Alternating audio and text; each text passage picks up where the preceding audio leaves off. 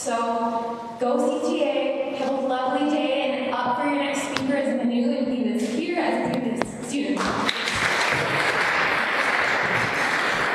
Alright, hi everyone. This is the part in the day where you start to feel sleepy, so I'm going to try to keep this very quick. I'm going to give you 5 tips that I think are really good for a university mindset, and then I'm going to go. So before doing that though, I'm from Calgary, Alberta. How many people are familiar with Calgary? Yes, thank you. It is the most boring place in the world, never go there. But far beyond that, I am entirely new to this place, and this morning I decided to go to the Toronto Central Academy instead of the Central Toronto Academy. And it was really weird when I got there. I'm like, I'm a speaker, and she's like, you can't talk to minors like that.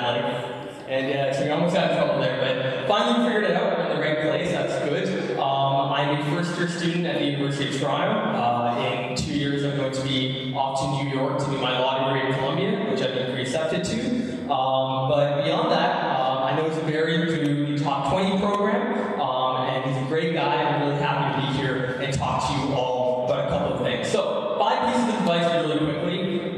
First of all, I think you guys need to recognize yourself. Very important, all right? I think a lot of people here are going to lie to themselves in the future, and it's very ominous and pessimistic, but I have done it myself as well. I have thought that I was good at basketball because a lot of people called me Swish. I have thought I was really tall and very charming to girls, which clearly was not the case. But I'm not saying that it's a bad thing to lie to yourself. All I'm saying here is you need to be self-aware of what your strengths actually are and what your weaknesses are. But here's my advice, and the advice that you normally get is construct a T-chart, put your weaknesses on the right, put your strengths on the left, and try to make your weaknesses your strengths.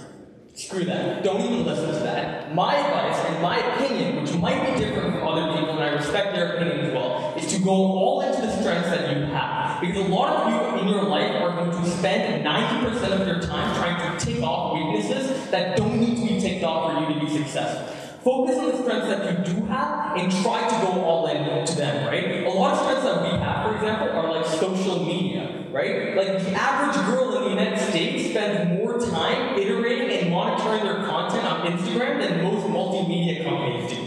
That is freaking amazing, right? There are a lot of people that do that. Just recently, Jeep finally found out that, hey, maybe after Grey's Anatomy, no one wants to see a damn Jeep truck go up a mountain. People are on their phones, they're on their tablets. There are things that you guys can offer, there's insights that you guys can offer that actually make sense because companies want to talk to you because they want to attract their products towards you. So try as much as possible to utilize your generation and the insights that you actually have. Second, recognize what's happening outside, right? Zuberi is talking about a great thing here, about scholarships that are offered to you. I think it's even more than that. There is money lying around right now. And if you really take a look at it, even if you have a simple idea for trying to change the world in some way, you could get an average of $4 million in the Waterloo-Toronto Strip right now. And that's incredible. There are people that are begging for you to take their money as long as you can show a coherent plan to be able to do so. So definitely look into that. Thirdly then, take action. Actually do something. My favorite Steve Jobs quote was not the traditional like Apple quotes about here's the crazy people and all of that. My favorite Steve Jobs quote is the most empowering feeling that a human being can feel is the fact that you can actually mold the world and you can actually change it in some aspect. It doesn't have to be monumental, right? I'm not telling you to go outside and cure Ebola right now. I'm telling you, take a look at your local community and figure out what problems are there and try to tackle them at a local level and try to inspire other people to do the same. That's a collective movement, and that's something that we actually have been able to do with a lot of problems in the world today. Fourthly, then, I think you need to start really young. I think the notion that a lot of people will tell you is that you're the leaders of tomorrow, you're the leaders of tomorrow, you'll do great things later on. No, I can do great things now. No, I can be a leader right now. In many cases, what I would tell you is, for example, me, right? When I was 7 years old, my first business was going up to people's houses, taking out their flowers, going up to their doorstep, bringing it, and selling their flowers right back to them, right? I made a ton of money.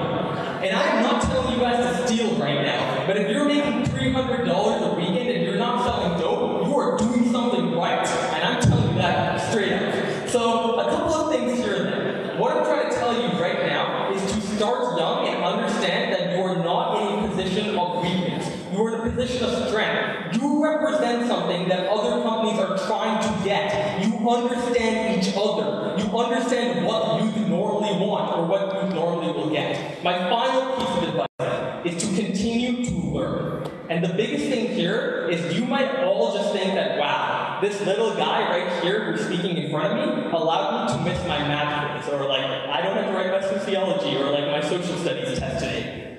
Forget about that. I think you should try to learn as much as possible. Right now, I'm learning that I perhaps should have written my speech out before I came and talked. But at the same time, I think you really need to be people that don't forget to